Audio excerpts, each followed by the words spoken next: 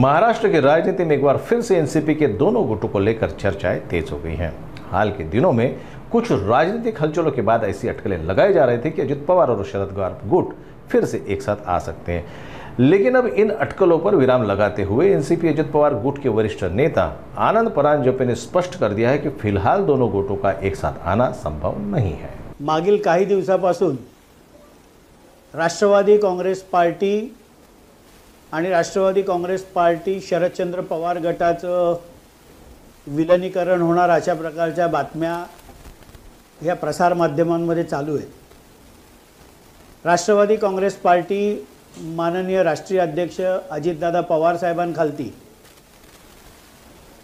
एक वेगळी राजकीय भूमिका आम्ही 2 जुलै 2023 रोजी घेतली आणि माननीय अजितदादा पवार साहेबांचं नेतृत्व मान्य करून राज्यातील अनेक लोकप्रतिनिधी, संघटनेत काम करणारे पदाधिकारी, कार्यकर्ते यांनी अजितदादांचं नेतृत्व स्वीकारलं।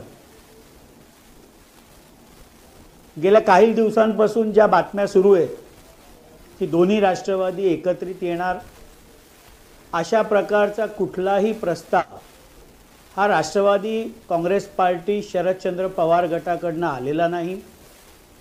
जेव्हा केव्हा अशा प्रकारचा प्रस्ताव त्यांच्याकडून येईल त्यावेळेला राष्ट्रवादी काँग्रेस पार्टीचे आमचे राष्ट्रीय अध्यक्ष माननीय अजितदादा पवार साहेब, कार्याध्यक्ष खासदार प्रफुल्लभाई पटेल साहेब, प्रांताध्यक्ष खासदार सुनीलजी तटकरे साहेब आणि कोर कमिटीमधील आमचे सदस्य ज्येष्ठ नेते मग छगन भुजबळ साहेब असतील, दिलीपराव वेळसे पाटील साहेब असतील, हसन मुश्रीफजी असतील, ही कोर कमिटी बसेल, त्या प्रस्तावावर विचार करेल आणि मग काय तो निर्णय घेतला जाईल।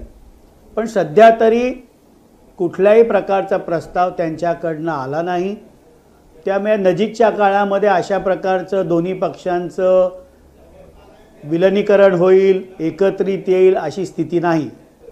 आणि ज्या ज्या लोकांना महाराष्ट्रामध्ये राष्ट्रवादी काँग्रेस पक्षाचे आमचे राष्ट्रीय अध्यक्ष माननीय अजितदादा पवार साहेबांचं नेतृत्व मान्य असेल आणि ते मान्य करून पक्षामध्ये कोणाला जर प्रवेश करायचा असेल तर आम्ही त्यांचं पक्षामध्ये स्वागतच करतो।